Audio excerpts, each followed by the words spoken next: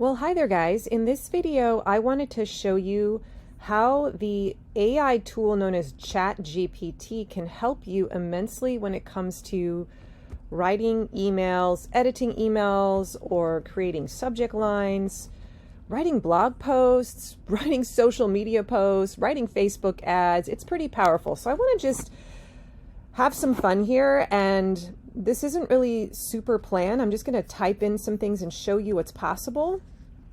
And hopefully this is going to get your mind spinning and make you decide that you want to go subscribe to ChatGPT. So when you join for free, so you're going to go to chat.openai.com and sign up for a free account. When you get inside, there's this prompt box, and there's lots of different ways that you can use the prompt box. I'm going to kind of share a few examples here. So for the purposes of emails, let's just pretend that we want some email subject lines. And we already have one that we sort of put together, but we want to see if ChatGPT can find a more interesting one. So maybe I would say, we just got certified by the Real Organic Project. Maybe that's what my weekly email was all about. And I want to ask it, come up with 5 other email subject lines for this headline. All right, and then I'm going to hit return, and it's going to think, and let's see what it comes up with.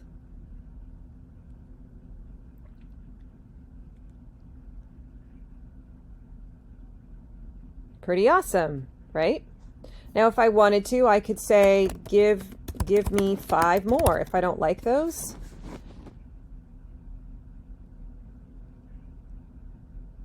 and there it goes. Okay, so this is a really great way. If you have the basic gist of what's inside your email, you just have to prompt it with this coaching question, come up with 5 other email subject lines for this headline, and then just tell them what you've come up with. And that's a really great way to kind of unlock you and make this email subject line thing a whole lot faster. So that's one thing it can do. You could also ask it to read the email that you have written and find an email subject line. So I haven't actually tested this, but let's see if this will work.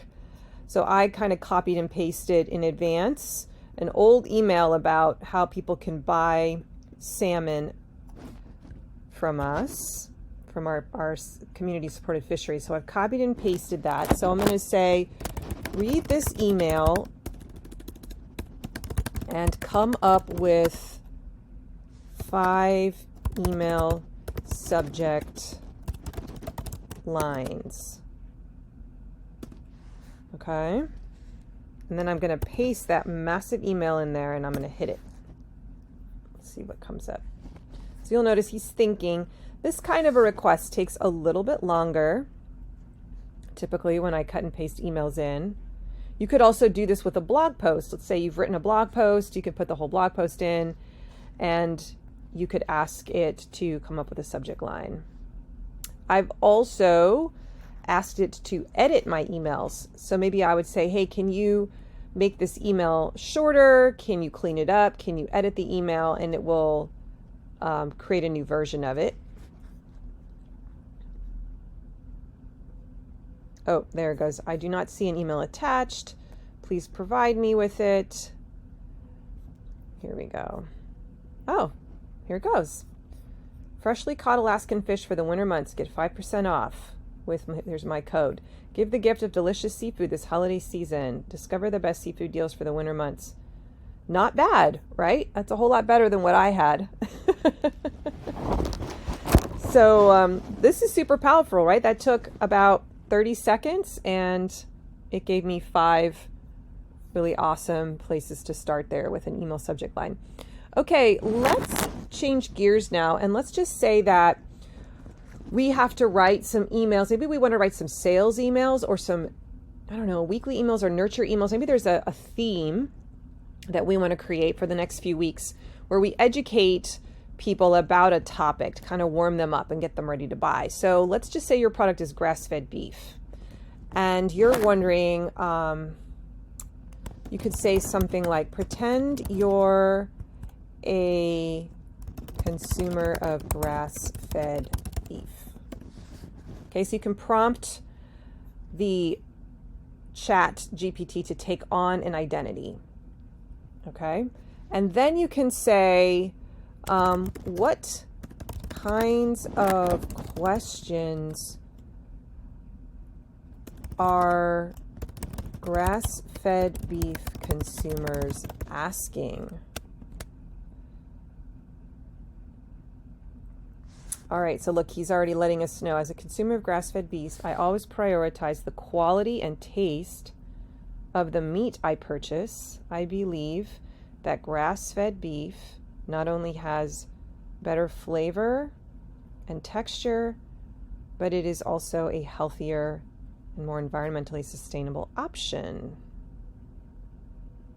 So this is the AI tool, artificial intelligence tool, going out into the world and kind of looking at what is all of the information out there about grass-fed beef, and it's pulling this data together, and it's bringing these inferences together and saying, this is what I know.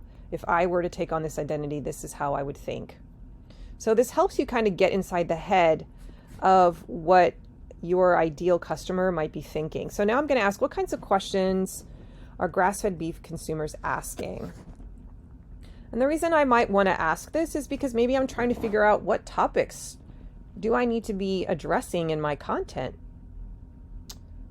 So here it says the sourcing and quality of the meat they purchase. Where's the beef sourced from? What kind of diet do the cows have? Okay, so based on number 2, I might write an entire email in my sales sequence all about what the grass-fed beef, what the cows are eating. Is it certified organic? How is it processed? So look, there's a whole section about humane and sustainable. So you can spend another email just talking about the way in which you raise your animals. A whole nother one about how does the taste and quality of the grass-fed beef compare? Let's maybe ask this in a different way. What information are grass-fed beef consumers looking for online? And we might see some of the same things. But again, I'm just doing research, trying to get an idea of the categories of content that I could potentially write about. And so when you sit down then and write a weekly email, you might choose one of these small bits of content and really just dial in and focus on that one element and explain it.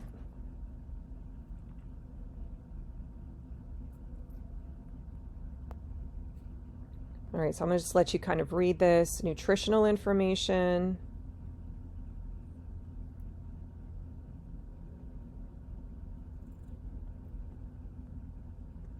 And it will eventually stop generating. I want to say it stops at like 5. So here we have cooking and recipe ideas. Ooh, they're going to be looking for reviews. Sure, that makes sense. So you could have an entire email that's just like a case study of a particular consumer who has tried your grass-fed beef and what they thought. So that might come out of reading that idea. You could do an email all about labeling and certification. So if ChatGPT is telling you that this is what they're asking and this is what they're looking for, then maybe this is what you should be providing in your marketing through email or in your blog posts, or maybe you create a social media post. Maybe here's your 5 topics for a social media post for the week, and you rotate through this stuff. Okay, does this kind of help you see what's possible? So then maybe you could even say, okay, let's focus on nutritional information. Write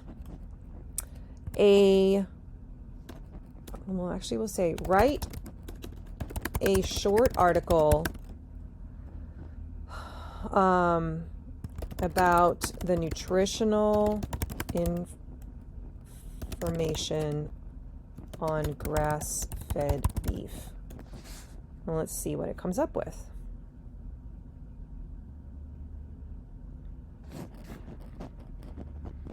So here you go. Now it's going to write you a short paragraph, and this could be the beginning of a blog post. It could be the beginning of an email. that you might use for a sales email sequence or a weekly email. You could pull out a little nugget from this and put it into a Facebook or Instagram post along with an image, right? So I hope you're seeing the potential. It kind of does a lot of the outsource, or it sources the information for you and brings it together in one location. So here it talks about healthy fats. So maybe specifically omega-3 fatty acids. You could write an entire blog post or social media post or do a video just about omega-3 and why that's important. Or it could be something that gets brought up at some point in the buyer's, in the prospect's journey before they decide to buy. All right, so I'm going to hit stop generating because I don't know how long this is going to take. You could ask it to write a long form article too, I suppose. You could even say, write me a Facebook ad that promotes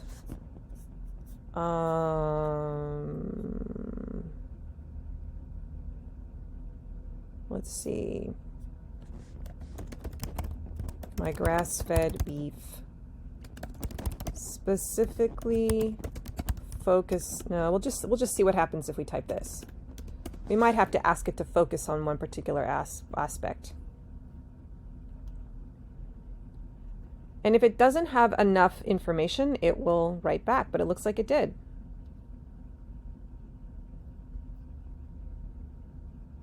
So this has probably gone out and looked at Facebook ads for that kind of a product to see what have other people written, and it's compiling that and coming up with its own version. Now, I wouldn't recommend that you literally copy and paste this and make this your Facebook ad. This should always just be a starting point, and then you need to put your own voice into it. But I just want to show you this, the potential is so powerful here to kind of shorten your content creation process.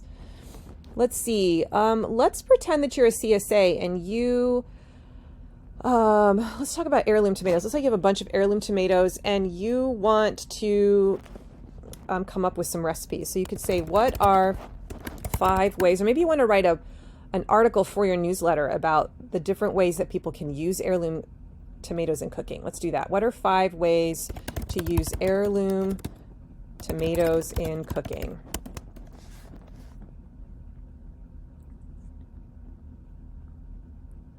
And let's wait, and it should come up with a few suggestions. And again, this will be hopefully the beginnings of a short form article that you could write. Or again, you could choose to use this as a theme over the course of a week if you want to focus on heirloom tomatoes as your content in social media. Because the heirlooms have just come out, then every day you could pull out one different way that people can be using heirloom tomatoes. So maybe on Monday you're focusing on the caprese salad. And on Tuesday you're going to focus on the gazpacho. And I bet salsa is going to come up. We'll see. Do you see what I mean? So this is just going to give you content ideas too. But you could also put this in an email. Oh, bruschetta. That's a good one.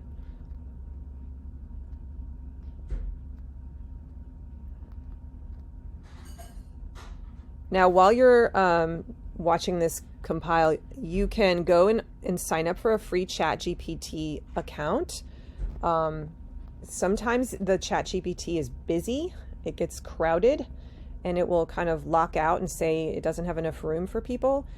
You could also, I think, subscribe and pay to have service. I'm not sure if that gets you unlimited access and you don't have that lockout problem. I tend to not have issues in the mornings. It's not as busy. Okay, heirloom tomato sauce, tomato tart. Oh, they didn't bring up salsa. I'm surprised. All right, so I'm going to hit stop generating, but that's just to kind of show you how it works. Let's just say that you have a CSA box and you will that has multiple types of vegetables.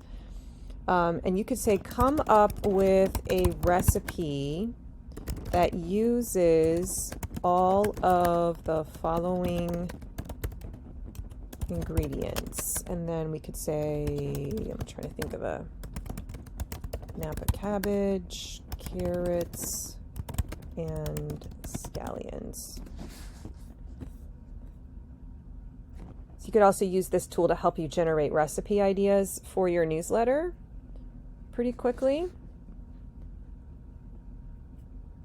There we go. Broccoli and Napa cabbage stir fry with carrots and scallions, and it's going to literally give you the instructions. I hope this is blowing your mind right now. Let me think of something else. I'm looking at my notes over here. I'm going to hit stop generating. Let's pretend that you have to write an article. Let's go back to the heirloom tomatoes. Let's say that you want to write a more substantial article about heirloom tomatoes in general, as a blog post or as maybe it's going to be a series. Let's just say outline. We can ask it to do an outline. Outline an article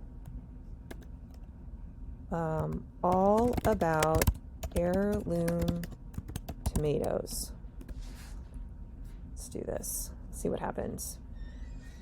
Sometimes you don't even know what are all the things that I could even talk about when it comes to heirloom tomatoes. And so you can ask ChatGPT to help you even just find the smaller content buckets within a larger topic. So let's see what it comes up with. Definition of an heirloom, brief history and origin, growing popularity and interest in, characteristics of, so different varieties, differences in size, color, and flavor, unique taste and texture, nutritional benefits. Okay, so as I'm watching this happen here before me, I'm already getting ideas. If I wanted to make a whole theme for a week or for a month be about heirloom tomatoes, I've got a ton of ideas here for what I could focus on in the article section of my weekly newsletter. Maybe on week 1, I talk about what is the definition of an heirloom tomato. And maybe the next week, I talk about the history of the heirloom tomato. And then the next week, I could talk about some of the different varieties, the most popular ones, the taste, the texture, how they're always ugly, the difference in size, color, and flavor, that whole element. And then maybe there's another week where I'm talking about the culinary uses. Okay, do you see how this works? And then we could hit stop generating, and then we could say write an article or write a paragraph about the nutritional benefits of heirloom tomatoes. So we could just ask it to actually do the work of here of number 3. Let's just see what it does.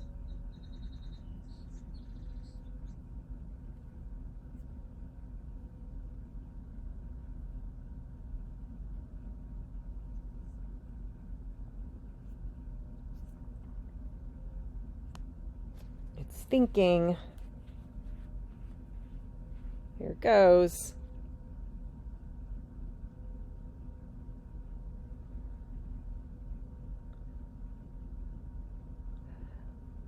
Okay, so as I'm reading just that first sentence feels a little fuzzy wuzzy, and I would probably, again, if I were going to use this, would not copy and paste it word for word, but it's at least a starting point, right? It can help you see the kinds of things you could or should be talking about, and then you can go in and add your own voice to it, and add, if you're putting it into an email, you could put some carriage returns in there to break up the text, and you can add a photo to break up the text, play around with formats and so forth to draw attention to things. So just wanted to show you what was possible. You could actually ask it to write you content. I'm going to hit stop generating, and I'm going to say, write me a social media post about the, let's see,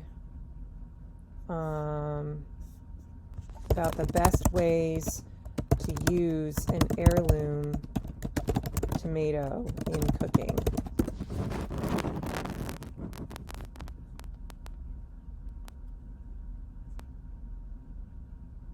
Okay, and there it goes. It writes it out for me, and I can come in here, copy and paste that, and then change it up, add a little picture, throw it on Instagram, boom, I'm done. Look, it even gives you hashtags. That's powerful. Okay, I want to end up with finish this up with one more idea. Sometimes it's helpful to just try to do some customer research. So I'm going to say, pretend you are a foodie. Okay. And okay, sounds good. And I'm going to say, what topics are foodies interested in? What do they care about? Let's see what it comes up with. And you have to kind of play around with the questions sometimes. If it doesn't always give you the best answer, then try asking the question in a different way. So here we go. This is going to help you understand the real reason why foodies, who are probably some of your customer avatars, why they're actually buying from you. It's not just that they want your food. They're actually into sustainability, ethical food production, local seasonal ingredients, culinary techniques. They're really into the technique. Food history and culture, health and nutrition, presentation and plating. Okay, so that's really powerful. This is really cool.